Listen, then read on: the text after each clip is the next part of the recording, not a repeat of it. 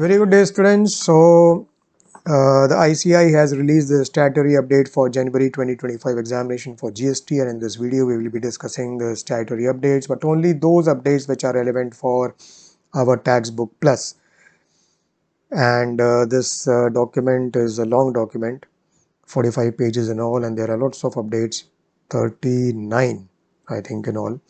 Why so many? Because the ICI study material which is relevant for this exam was issued way back in April 2023, and it was updated only till 30th of April 2023, and therefore in this document the ICI has issued updates from 1st May 2023 till the cutoff date of 30th June 2024, and that's the reason there are so many of them. But not all the updates are relevant for our TaxBook Plus, because the book has been updated for most of these. Out of 39 updates covered in this document, only around 12 or 13 are relevant for TaxBook Plus, and that's why I have created a separate document to cover the updates relevant for TaxBook Plus, and I am giving the link of this document as well as the ICI document in the description box, so for your reference. So we'll move chapter by chapter and we will see what are the statutory updates. So first we move to chapter 2, which is the scope of supply, and the clarification has been issued in respect of the tax treatment for supply of food or beverages in a cinema hall. So when we go to a cinema hall, we obviously go to watch a movie, and that is a supply of service of cinema exhibition service.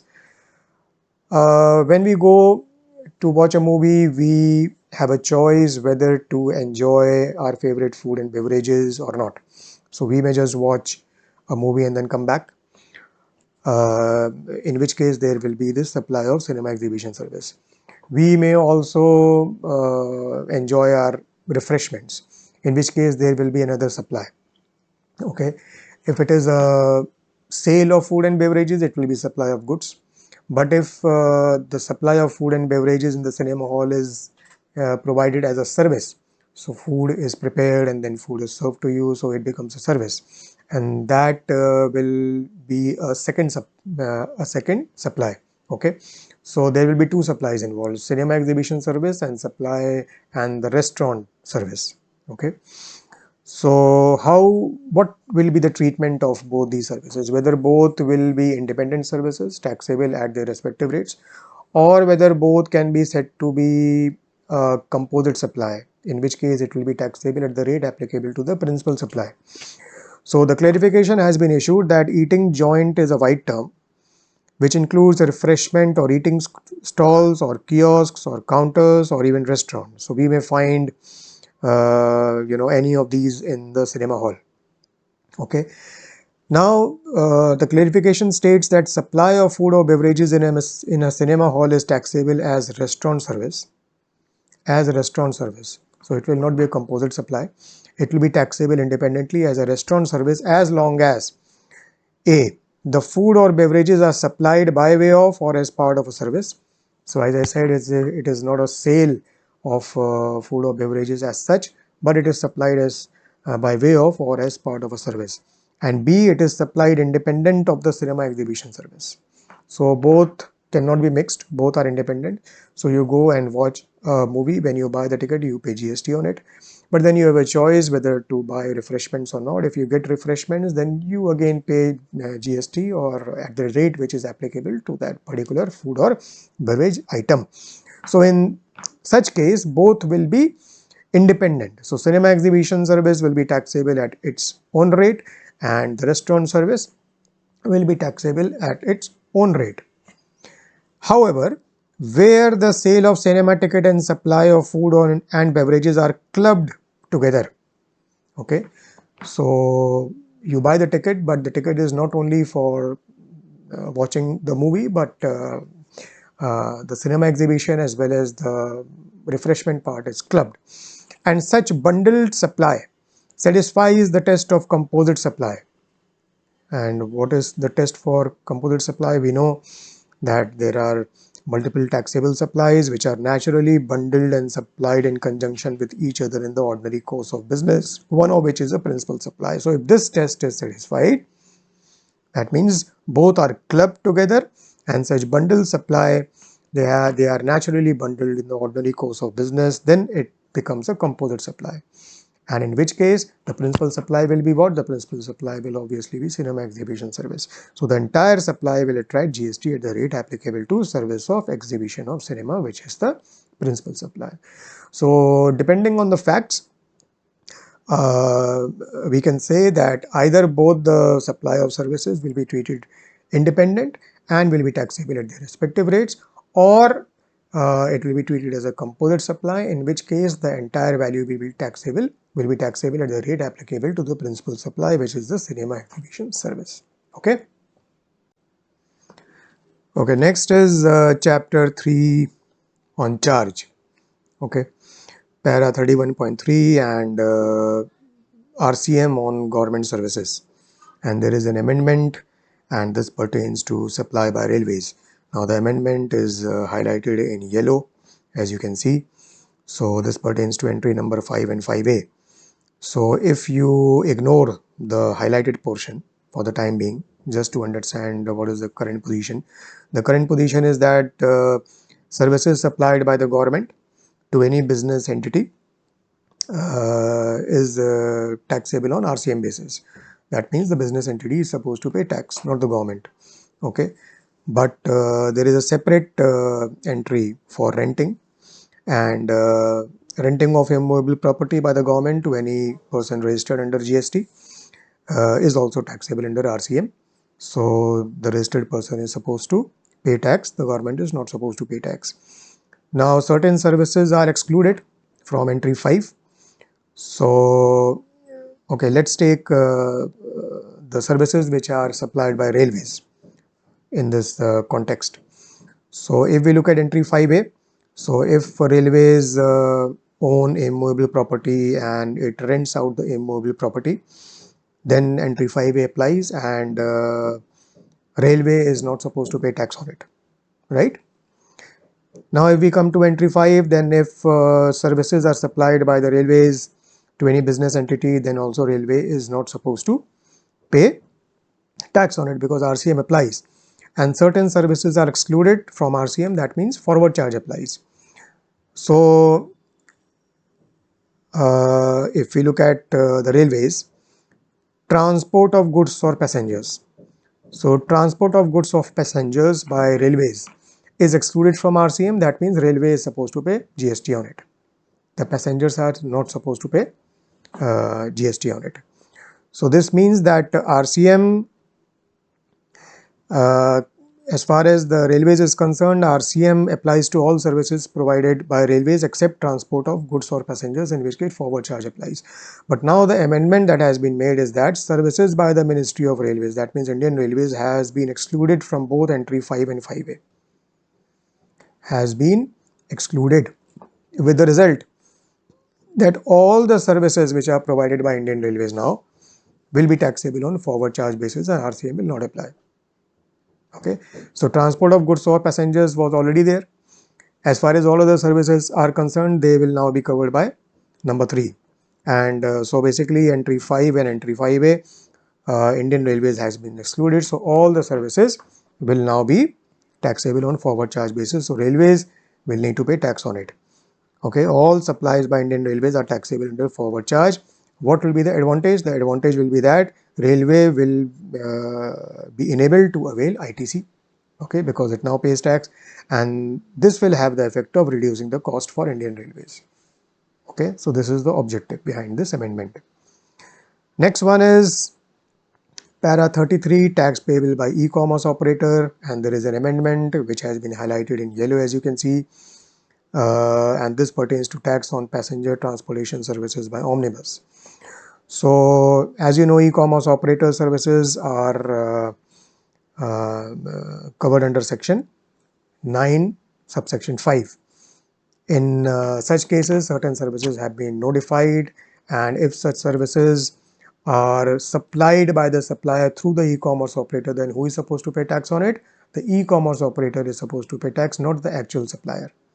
Okay, this is what is the provision of section 9.5. All the provisions of GST law apply to such e-commerce operator as if it is the supplier liable for paying the tax, and there are certain services that have been notified So if you look at the TaxBook Plus, this is para 33, and these are the services that have been notified.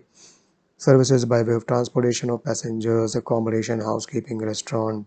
Okay, and what is the objective? The objective is basically to notify those kind of services where the suppliers are small players and the recipients are end consumers. So since suppliers are small players, it will be difficult for most of the suppliers to cross the GST registration threshold limit, and therefore they will not be liable to pay GST. And being the recipients being end consumers, it will not be possible to make the recipients liable to pay tax under RCM. So in these notified service, what the government wants is that the e-commerce operator should pay the tax. It should comply with the tax payment obligation. So it has absolved the actual supplier as well as the recipients to comply with the GST payment. So this is the objective. But now what is the amendment? So if you look at point number 1, services by way of transportation of passengers by a radio taxi, motor cab, maxi cab, motorcycle or any other motor vehicle. In such cases, section 9(5) applies and the e-commerce operator shall pay tax and not the actual supplier. Okay, but now omnibus has been excluded. Omnibus has been excluded and it has been notified separately. So what the amendment says is services by way of transportation of passengers by an omnibus, except where the person supplying such service through e-commerce operator is a company, will be covered under 9(5). So company has been excluded, all other entities are included. So the effect of this is that if there is transportation of passengers by an omnibus, and what is an omnibus? Omnibus is a motor vehicle constructed or adapted to carry more than 6 persons excluding the driver. So this is called an omnibus. So if there is transportation of passengers by an omnibus and the service is provided by a company, then section 9(5) will not apply. And who will be responsible for paying tax? The company, not the e-commerce operator. But if the supplier is not a company, for example, a sole proprietorship or a partnership firm or an LLP, whatever, if the supplier is not a company, in that case section 9(5) will apply, and then the e-commerce operator will be liable to pay tax, not the actual supplier. Okay, so this amendment has been made in respect of omnibus, and except where the person supplying such services is a company. Clear? We now move to chapter 4 on exemptions and para 46, and this is services provided by government, not to the government, by the government. And the amendment in yellow has been highlighted, and once again this pertains to services by railways. So as we discussed some time back, the amendment in the RCM provisions, that now the services provided by railways will be taxable on a forward charge basis and RCM will not apply. Okay, now in this connection the other amendment has been made pertaining to exemptions. Now if we look at this table which is already given in para 46, this shows which services provided by the government to various categories of recipients are exempt, which is denoted by a tick mark, and not exempt, and this is denoted by a cross. So if you ignore the yellow highlighted portion, the current position is that the renting of a movable property and by the railways and the other services provided by the railways are exempt or not exempt depending on what has been given in the table. So in certain cases it is exempt, in certain cases it is not exempt. But now the amendment has been made that specifically it has been provided that services by the Ministry of Railways, Indian Railways, will not be exempt. That means will be taxable in all the cases, whosoever be the recipient. Okay, so the services provided by Indian Railways will be taxable, and taxable not on RCM basis but on forward charge basis. Okay, this is the effect of this amendment and the amendment which we discussed some time back, right? But what we need to note is if any specific exemption is already provided, that will continue. So as we know that exemption for transport of goods or passengers has been provided in certain cases. So transport of goods, transport of priority goods by Indian Railways is exempt. Okay, and as far as transport of passengers, you would recollect that only the transport by AC coach or a first class or in first class is not exempt, but otherwise it is exempt. So those specific exemptions will continue. Barring that, all the services will be taxable on forward charge basis. So this is the effect of the amendment. Okay. Next is para 48, services provided to the government, not by the government, to the government. And a new entry has been carved out, entry 3B, services provided to governmental authority. What do you mean by a governmental authority? It means an authority or a board or any other body set up by an act of parliament or a state legislature or established by any government with 90% or more participation by way of equity or control. So 90% or more participation by the government, and either such authority or board or body has been set up by an act of parliament or state legislature or it is established by any government. So if a service has been provided by a supplier to a governmental authority by way of A, B, C, D, E, water supply, public health, sanitation conservancy, solid waste management or slum improvement and upgradation, then that will be exempt under entry 3B. Okay, so this is the amendment which has been made. So we now move to chapter 5, which is the place of supply and services relating to immovable property, para 58C.2, and a clarification has been issued in respect of place of supply in case of advertising sector. So whenever we go out on the roads, on the buildings, etc., we see lots of hoardings, billboards, and lots of advertisements. Okay, so these structures are basically owned by say vendors. So vendors are the suppliers in this case, and they own the structures, and they supply these structures to whom? They may supply these structures to advertising companies, and they may say that okay, you please use these structures and you can put up your advertisements. So advertising companies in turn, they approve the clients. The clients pay the advertising company, they provide them the material for advertising, and the advertising companies then put up or display these on the structures which are owned by the vendor.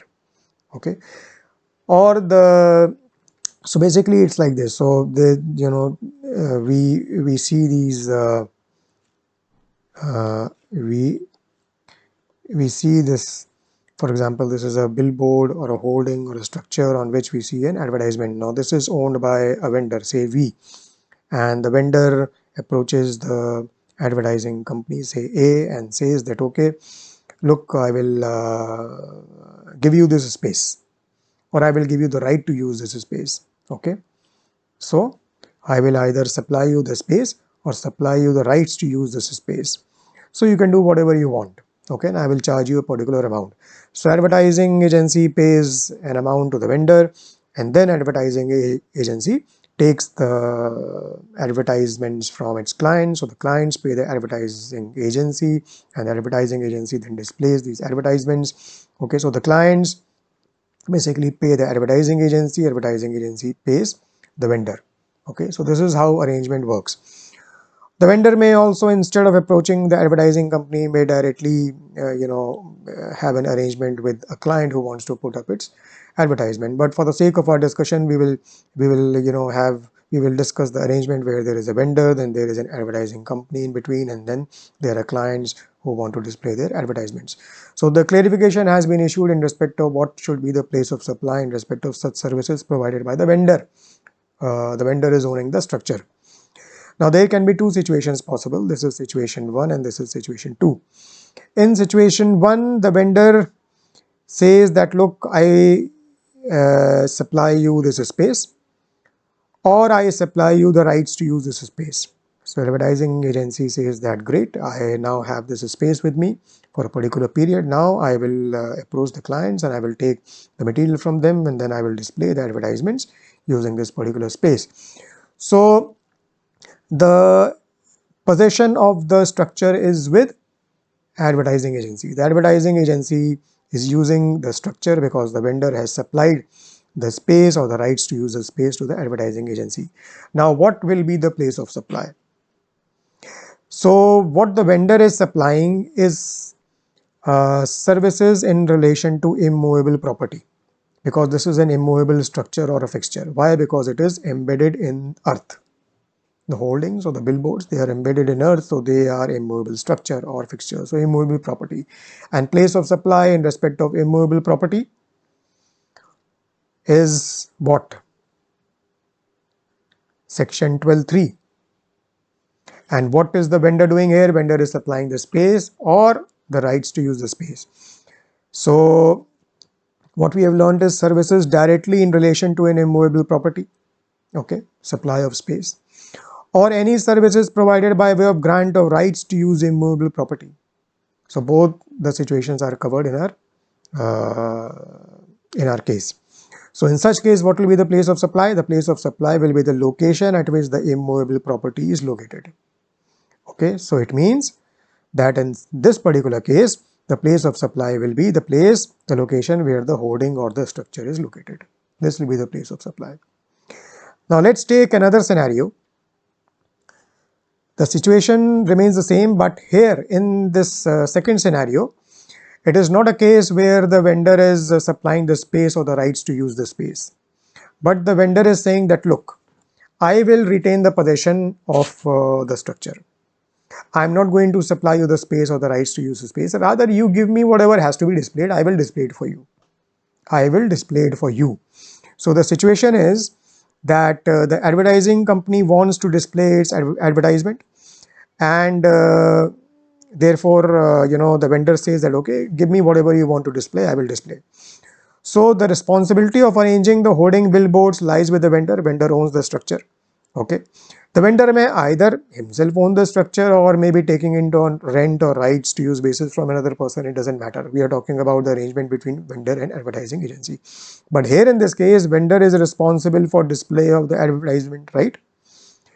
And during the entire time of display, who is in possession of the structure? The vendor is in possession of the structure. Advertising agency was in possession of the structure in situation 1. But in situation 2, it is the vendor who is in possession and who will actively, proactively display the advertisement, the material which is for display, which has been provided by the agency, by the advertising company. Okay, and the advertising company is not occupying the space of the structure or the structure. So what is the vendor supplying? In situation 1, the vendor was supplying the space or the rights to use the space in relation to an immovable property. But here in this case, in situation 2, the situation differs. And what the vendor is doing now, vendor is directly providing advertising services. So vendor is in fact providing advertisement services directly to the advertising company or maybe directly to a client or whosoever. So in this case, section 12(3) that we discussed in situation 1 will not apply. What will apply then is the place of supply to be determined in respect of advertisement services as such. And therefore, the general rule for place of supply and of services, which is section 12(2), will apply. So this immovable property rule will not apply. Okay. So what will apply then is the place of services for supply, the general rule, which is section 12(2).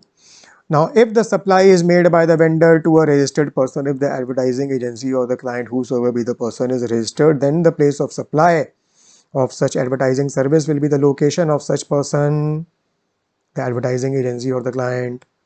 But if the supply is made by the vendor to any person other than a registered person, say if the advertising company or the client is not registered, then if the address on record exists of the recipient, then the location of the recipient will be the place of supply. Or if the address of the recipient doesn't exist on record, then the location of the supplier, that means the location of the vendor, will be the place of supply. Okay, so this is the clarification that has been issued. Now the next clarification is in respect of supply involving movement of goods or otherwise, where the billing address is different from address of delivery. Para 58b.1. Now if we look at para 58b.1, this is basically the place of supply involving movement of goods or otherwise, basically the general rule to determine place of supply in respect of supply of goods. And we are dealing with a situation here where the place of supply of goods, particularly being supplied through e-commerce platform, to unregistered person where billing address is different from the address of delivery of goods. So several times it so happens that we place an order and we are based in a particular location, but the order is to be delivered at a different location. So for example, I am in Delhi. And I want to place an order on Flipkart, and I want to send some gifts to my brother who is in Chennai. So I will record my billing address in Amazon as that of Delhi and the address of delivery as that of Bangalore. So what will be the place of supply in such case? And my brother is unregistered. I am also unregistered. So what will be the place of supply? So if you look at this particular chart, supply is made to a person other than a registered person. Okay. Now where address of recipient is recorded in the invoice. Okay, so address is recorded in our case. So I have recorded both the billing address as well as the address of delivery. So where address of recipient is not recorded, this case doesn't apply in our particular situation. So where address of recipient is recorded in the invoice issued by in respect of the supply, then the place of supply will be location as per such address. Which address? Address of delivery or the billing address? Place of supply will be location of which address? Now the clarification has been issued in this respect that in such case the place of supply will be the address of delivery. And in such case the supplier, that means Flipkart in our case, may record the delivery address as address of recipient on invoice for the purpose of determining place of supply. It may record such address of delivery as the address of recipient, and accordingly as per this rule, the location as per such address recorded in the invoice will become the place of supply. So Chennai will become the place of supply, not Delhi. A similar illustration is also given here. So this is the clarification. Okay. We now move to chapter 6, which is time of supply, and clarification has been issued in respect of NHAI projects in HAM model. And this is para 62, time of supply of services under forward charge. Now NHAI is what? National Highways Authority of India. So NHAI is involved, as we know, in construction of roads, flyovers, expressways, right? And the NHAI, awards contract to entities for construction of these structures. So these entities are called the concessionaire. So, the concessionaire then constructs the highways or the expressways which we then use. And under the arrangement between NHAI and concessionaire, there is a particular model which is called the HAM model, the hybrid annuity model. Okay. Under this model, what happens? The concessionaire has to construct new road. Okay, so construction is there, and not only construction, after construction it has to also provide operation and maintenance, O&M. So construction, operations and maintenance, the entire thing has to be done by the concessionaire, and this runs over several years, and which is generally over a period of 15 to 17 years, and the payment is made by NHAI to the concessionaire, and the payment of the same is spread over these years, 15 to 17 years, long term. So this entire contract is a single contract.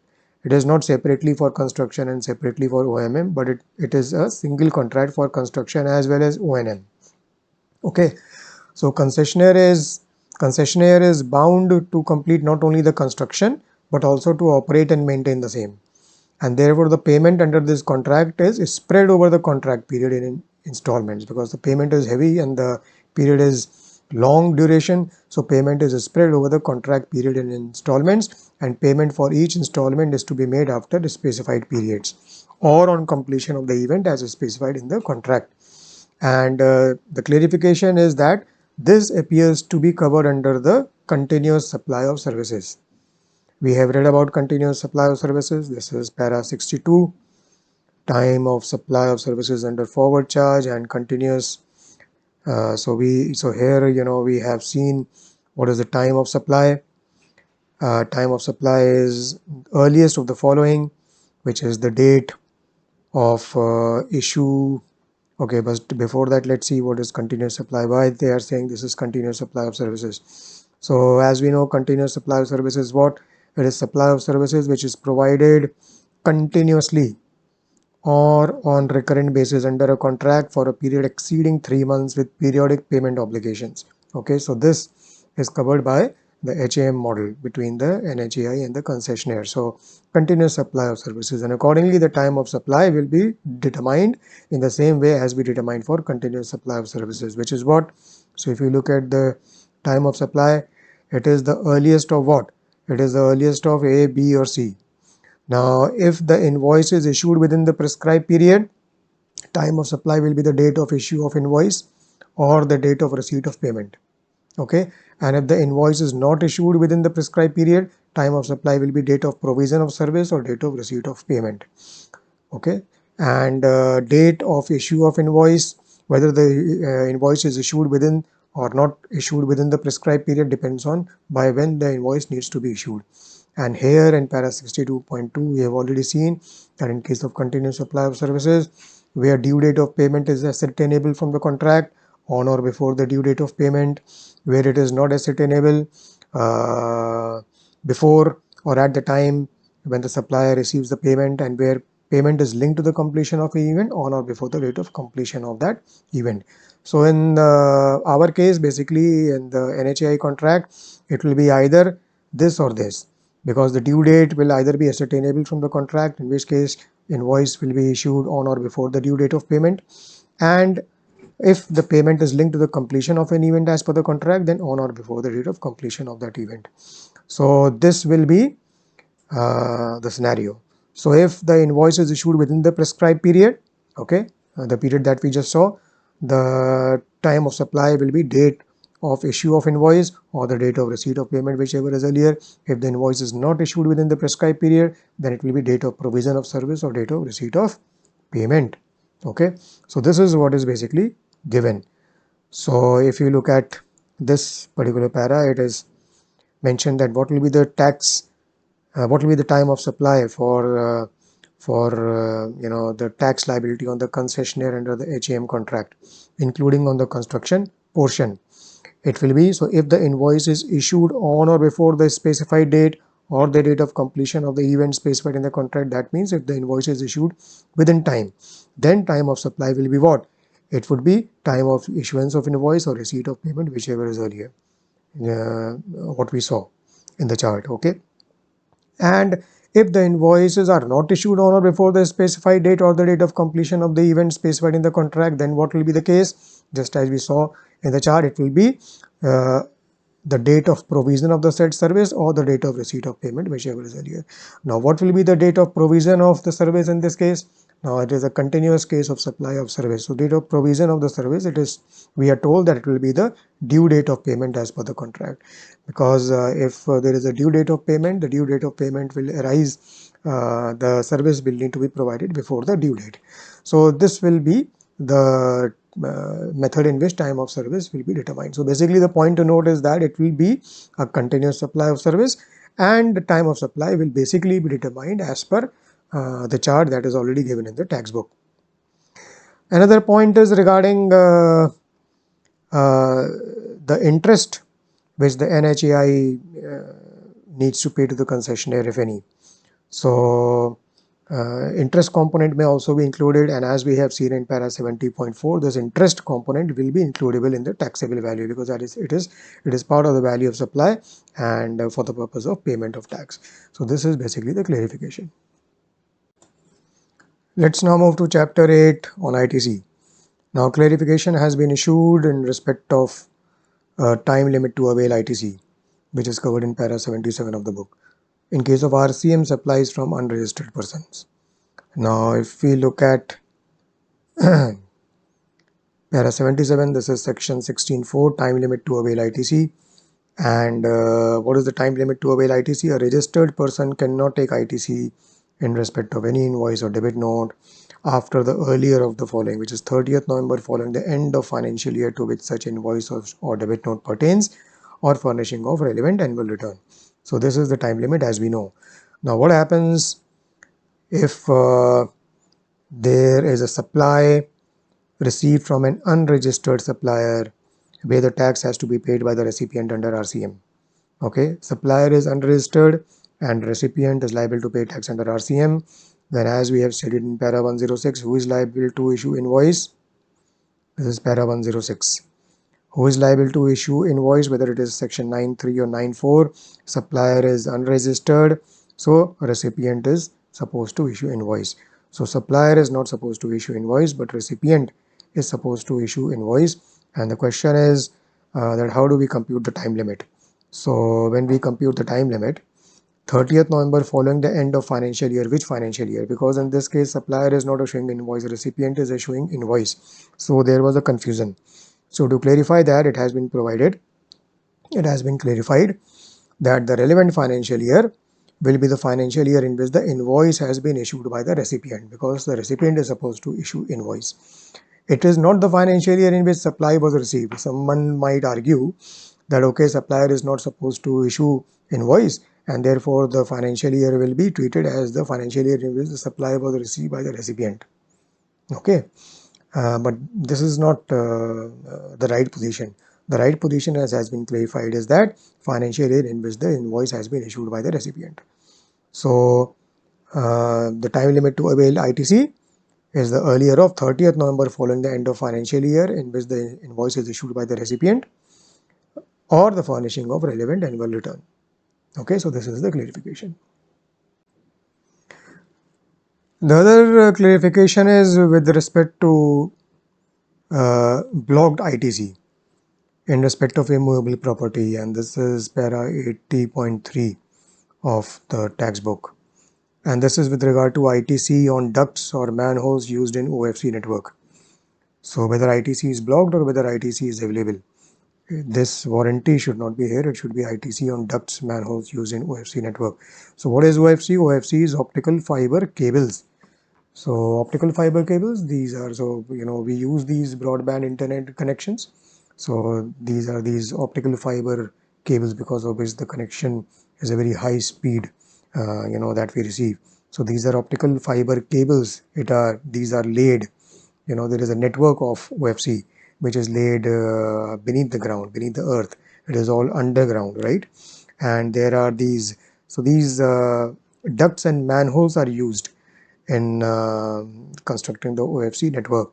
So these are the basic components basically, and the OFC network is then used for what? It is used to provide telecommunication services to all of us. Okay, and this OFC network is basically laid with the use of PVC kind of plastic. Okay, PVC ducts and sheets in which OFCs are housed, and then there are manholes for servicing earphone connectivity. See, I'll show you an image. So this is how it looks like.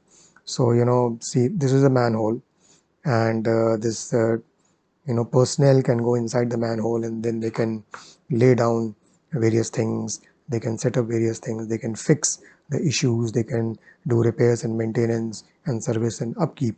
So see, these are this OFC network, these pipes, the PVC pipes. So these are called ducts, and this is the manhole.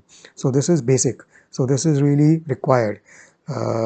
So using the ducts and manholes, the OFC network is prepared, which is then used to provide us telecommunication service. So the question is whether the ducts and manholes ITC is blocked or ITC is available in respect of these. So this is basically immovable property, because this is attached to earth. So if you look at the provisions, when is ITC blocked in respect of immovable property? This is what we need to see. So in case of works contract service, when supplied for construction of an immovable property, ITC is blocked. But ITC is available where such construction is of immovable property, being plant and machinery. Immovable property, it includes things attached to earth or permanently fastened to anything attached to the earth. So ducts and manholes are basically immovable property. So ITC should ordinarily be blocked unless it can be said that it is plant and machinery. So whether it is plant and machinery, what is plant and machinery? It means apparatus, equipment or machinery fixed to earth by foundational or structural support that are used for making outward supply of goods and or services. So in our case, ducts and manholes are fixed to earth and they are used for making outward supply of what? Telecommunication service. Further, plant and machinery excludes A, B, C. So ducts and manholes do not form part of this list. So that means ITC should not be blocked, it should be allowed. So that is what is provided in the clarification, that they are used as part of OFC network for making outward supply of transmission of telecommunication signals from one point to another. Further, they do not fall under any of the exclusions A to C that we saw. Hence, ITC is not blocked. In respect of such ducts and manholes, it is available. Okay. We now move to the next clarification on ITC, and this is with respect to warranty, para 80.4. Okay. Of our book. So what are the tax implications? The clarification has been provided in various situations. So whenever we purchase a product or say an equipment, we usually get a warranty. So warranty is valid for a particular period of time, say 6 months or 1 year, 2 years, 3 years, 5 years, whatever. And during the warranty period, the supplier is obligated to replace the parts or the goods or to provide repair services during the warranty period. So if something goes wrong, okay, then a part may need to be replaced, or the product itself completely may need to be replaced, or it may need to be repaired. So those services are provided and various situations can arise, and clarification has been provided in respect of GST implications. So let's look at the clarifications.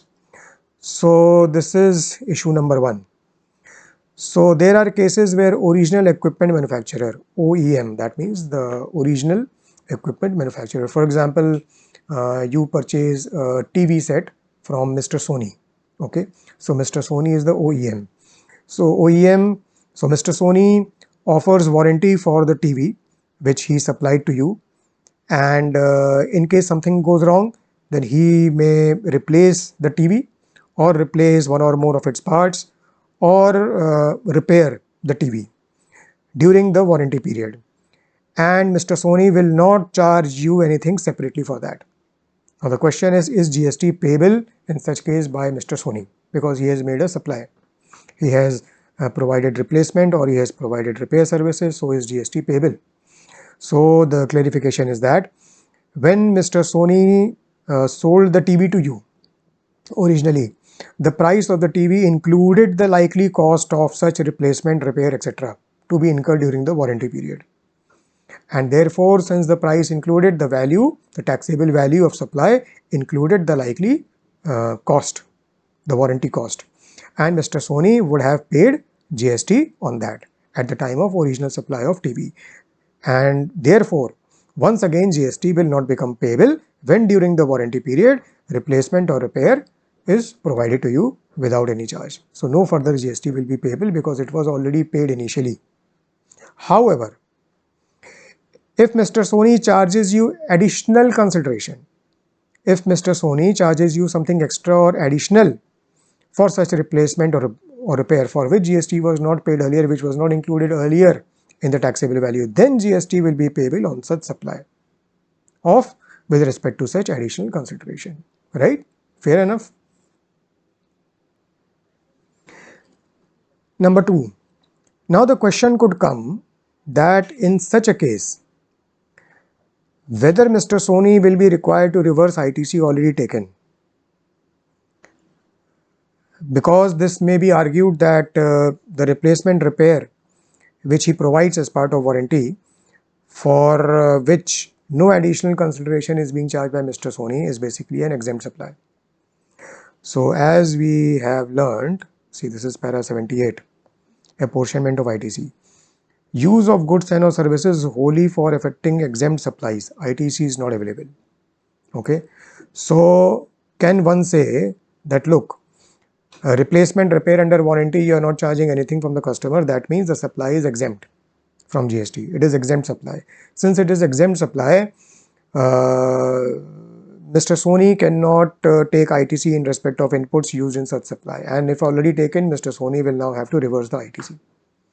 So the clarity has been provided that as we saw earlier, Mr. Sony has already included the likely cost, the warranty cost, in the value of original supply of goods, and GST was already paid. So these supplies cannot be considered as exempt supplies. Since these cannot be considered as exempt supplies, ITC will continue to be available and it is not required to be reversed. Okay. Situation 3. Now, there may be a situation where you have purchased the TV and the warranty services is not provided directly by Mr. Sony but by his distributor. Okay, so Mr. Sony is here and you are here and there is a distributor D here. So while you have purchased the TV and something goes wrong, what we saw earlier is that warranty service is provided by the original equipment manufacturer, Mr. Sony. But here we have a distributor also in between.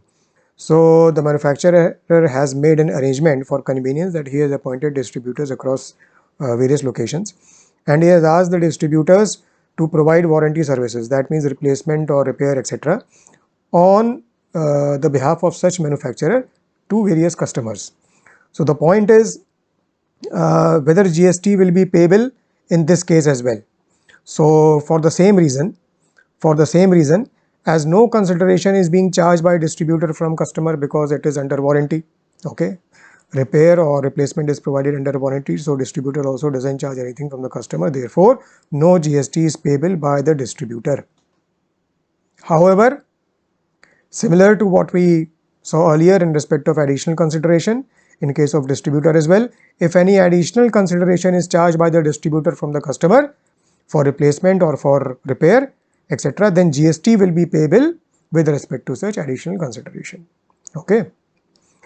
Now situations 4 and 5, though are part of the circular and are given in the ICI document also, but these are slightly complicated scenarios and these are not relevant for the purposes of exam because these pertain to consideration of whether there is a where there is a distributor who is involved, whether there is a supply between distributor and manufacturer, and regarding reversal of ITC, etc. So while this is part of the circular, but I don't think this is important for exam. So therefore, in this video, I am not going to burden this video by providing a detailed explanation for say situations 4 and 5.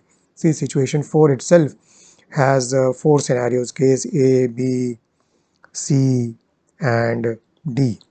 So I'm not going to discuss this in this video, but if any student has a meritorious outlook and wants to go into detail, he can write to me, he can get in touch with me, and I'll be more than happy to explain to him or her the provisions. So we straight away jump to the last situation which is covered, which is 6, and which is with relation to extended warranty.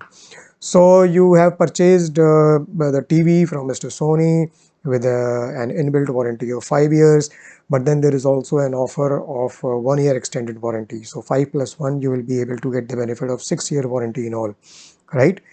And you have an option. Either you take the extended warranty when you are buying the TV, that means at the time of original supply, or when the standard warranty of 5 years expires. At that time, before the expiry of a standard warranty, then you can purchase the extended warranty.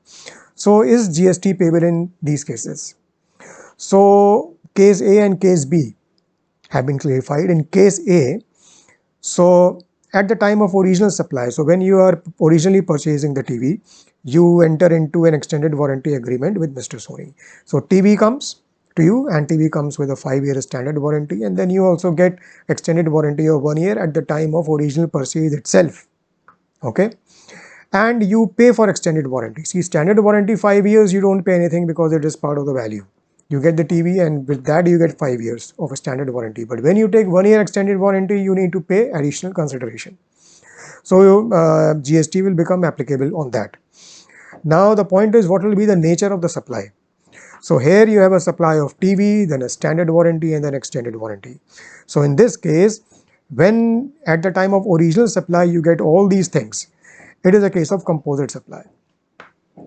Because all these supplies, supply of goods, that means a TV, and supply of warranty, that means a service, these are naturally bundled in the ordinary course of business, and therefore it becomes a composite supply.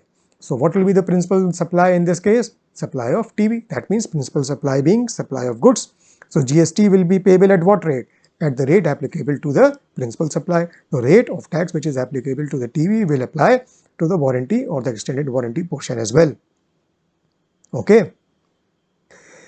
But there may be a case where Mr. Sony provides you with a TV and 5-year standard warranty, but he says that, look, there is a person, Mr. C. There is a different person, Mr. C, who provides warranty, who is in the business of providing warranty, and he is providing extended warranty on my TV. I am not providing, but Mr. C is providing. So if you want, you can purchase extended warranty from Mr. C. So you decide to purchase extended warranty from Mr. C. Okay, and Mr. C will fulfill the warranty obligations. In that case, the extended warranty is made by a person different from the supplier of the goods. Then the extended warranty will be treated as a separate supply from the original supply of goods, and therefore it will be taxable as a supply of service. Clear?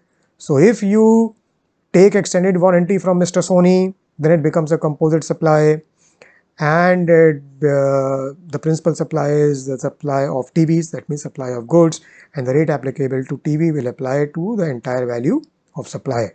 But if you are taking TV for an extended warranty from Mr. Sony, so TV and standard warranty from Mr. Sony, then standard warranty you are not supposed to pay anything. TV you pay the GST as per the rate of tax applicable to the TV, that means on goods. An extended warranty you purchase from Mr. Sony, so that doesn't become a composite supply, that is a separate supply. So it is a supply of service because it is extended warranty service, so you pay GST as applicable on such service. Okay. In case B, you are purchasing extended warranty, but not at the time of purchase of original TV, but later on, before expiration of the standard warranty. In that case, the extended warranty service will become a separate service. It will become a separate supply. It will not be considered as a composite supply being part of the original supply, because you are purchasing it at a later point of time. So in that case, GST liability will be discharged as applicable on such supply of extended warranty service. I hope this is clear. Let's come to the last update, which is on chapter 10, registration, and this is with regard to procedure for registration. This is covered in para 92.2. Step 1 which is the procedure for registration, which is application for registration. Here an amendment has been made. It has been highlighted in yellow, and this relates to biometric based Aadhaar authentication. Now in the book, in this para, you will see this particular chart which depicts the procedure for application for registration. So here this is the cycle, and if you look at step 4, the applicant can opt for authentication of Aadhaar number. Okay. If that is done, then he shall, while submitting the application in step 4, undergo authentication of Aadhaar number. Now in respect of authentication, the provisions provide for biometric based Aadhaar authentication and taking photograph along with verification of original documents in cases identified based on data analysis and risk parameters. And in such case, the application is deemed to be complete only after completion of such process. Now, for the time being, this provision is applicable only in the state of Gujarat, okay, on pilot basis. Now, this has been extended to the states of Andhra Pradesh and Puducherry as well. This is the amendment, okay. So, this brings us to the end of this video on the statutory updates. If you have got any doubt, query, question, need any clarification, don't hesitate to write in the comment box. I will reply to you as soon as possible. See you very soon in my next video. Subscribe to my channel so that you don't miss out on any important video. And if you like this video, then share it with your friends and colleagues. See you very soon in my next video. Good luck. Goodbye. Thank you.